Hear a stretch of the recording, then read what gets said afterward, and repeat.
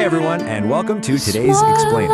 We're getting into something really fascinating today, and honestly, a deeply moving piece of source material from the Yahuwah archive. We're going to explore a totally fresh, profound perspective on the Book of Job. You know, it's widely considered one of the oldest, maybe the most mysterious books in the entire Bible. We're actually looking at a very personal testimony here, one that shifts our whole understanding from just a simple transaction with God to a radical transformation of the human heart. Okay, let's dive into this. This is the central mystery we're unpacking today. Why did God wait? I mean, really think about it. Job is suffering immensely, but his restoration doesn't actually come until he does this one specific thing, praying for the very people who wronged him. So why exactly is that the turning point? Section 1. The Misunderstood Blessing. To answer that big mystery, we first kind of need to look at how we typically read this story. Because I'll be honest, it's incredibly easy to fall into a common trap. We often misread one of the most famous passages about suffering because we're just looking for a quick fix. Here's the core verse in question, Job 42:10. The writer of our source material actually shares that for years, they read this verse completely backward. They looked at it as this simple, guaranteed cause and effect equation. The whole thought process was basically, well, because Job prayed for his friends, God restored him. Which sounds nice, right? Kind of like a spiritual formula. Just do X and you're going to get Y. And this brilliantly illustrates the exact problem with that mindset. Look at side A. We have the transactional formula. If I pray for others, God will bless me. If I forgive someone, I get my stuff back. But as this testimony reveals through some really severe hardships, God actually isn't teaching us a cause and effect formula here. He's showing us side B, a transformational reality. God isn't restoring Job just because of the physical act of praying. Actually, scratch that. It's more like the prayer itself is the natural overflow of a life and a heart that has literally been refined by the fire of suffering. Which brings us to Section 2, Job's Ultimate Test. To really grasp just how insanely difficult this test was, we have to remember the grim context here. Job wasn't just having a bad day at the office, he had lost absolutely everything. His vast wealth, his beloved children, his physical health, entirely wiped out. And on top of that unimaginable grief, look at what his three closest friends offered him. Instead of, comfort, they gave him constant misunderstanding. They dealt out these incredibly harsh judgments. They subjected him to false condemnation, repeatedly insisting, "Job, you must have sinned terribly for God to punish you like this." They literally piled immense psychological and spiritual abuse right on top of his physical agony. Which leads us to a pretty shocking plot twist in chapter 42. When God finally speaks, he doesn't just wave a magic wand and bypass Job to deal with those friends directly. Nope. God commands those three friends to go to Job and ask him to pray for them. God made Job the mediator for his own abusers. It was the ultimate test. After all that betrayal, would Job be willing to let go? Would he really be willing to forgive and intercede for the exact people who kicked him when he was at his absolute lowest? Amazingly, Job was willing. And this connects so beautifully to Jesus' teaching in the New Testament. Seek first his kingdom and his righteousness, and all these things will be given to you as well. The archive text notes that seeking first isn't some sort of trade agreement where we do God a solid so he pays us back. It's really about the correct ordering of a human heart. When a person's heart aligns with God's will first, everything else just naturally follows in its proper time. Moving to Section 3, a personal crucible. Now, this isn't just some ancient theology lesson.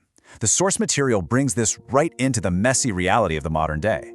It reveals the raw, incredibly vulnerable details of the writer's own darkest days. And honestly, it is profoundly moving to see how the book of Job mirrored their own life. They experienced the immense trauma of enduring real prison time. They went through deep, public humiliation. They lost everything. Because of this horrific pain, they confessed that for years, the book of Job was their absolute least favorite part of the Bible. They avoided it entirely.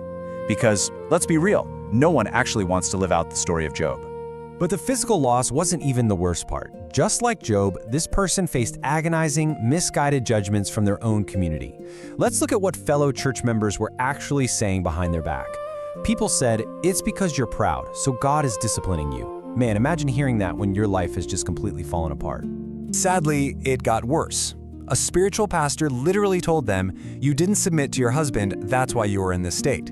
I mean, take a second to let the weight of those cruel, totally misguided words sink in. In their most vulnerable moment, their spiritual leaders were blaming them for their own tragedy.